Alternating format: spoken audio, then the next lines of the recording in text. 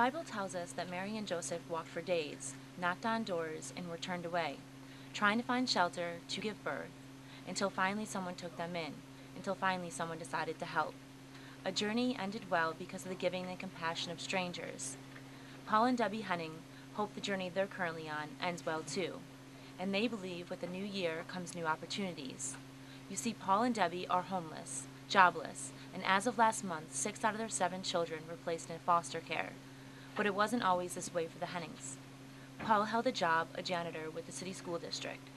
They had a home, it was destroyed in a fire last month. And of course they had their family, in rough times, but together.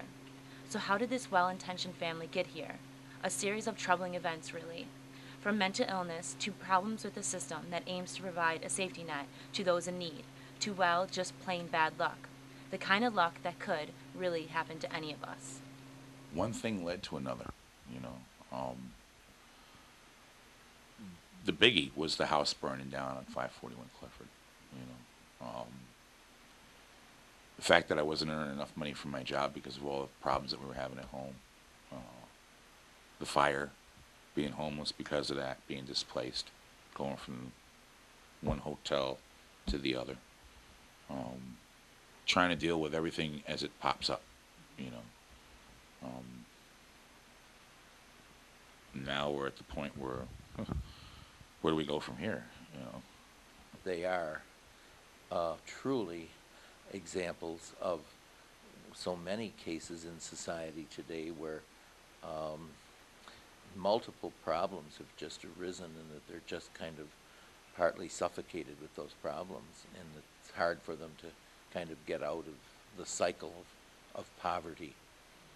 Father John Reef of Holy Cross Church has provided the Hennings with spiritual counseling along their journey and has assisted them to find temporary housing during the holidays.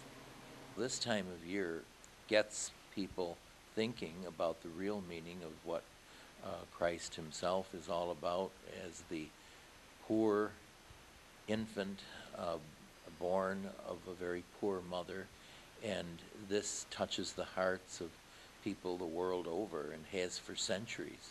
When Liz Gilgis of Canandaigua heard of the Hennings' trouble, she led an effort to collect food, clothing, and toys for the family.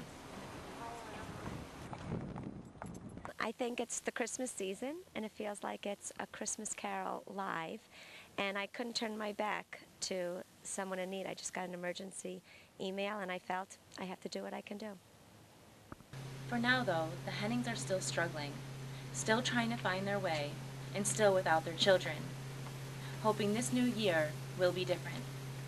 I'm hoping and praying that in the future we'll be together as a family again, and I know we will because I'm praying to the Lord and hoping in the Lord, and I know he'll get us back together because that's what my heart desires.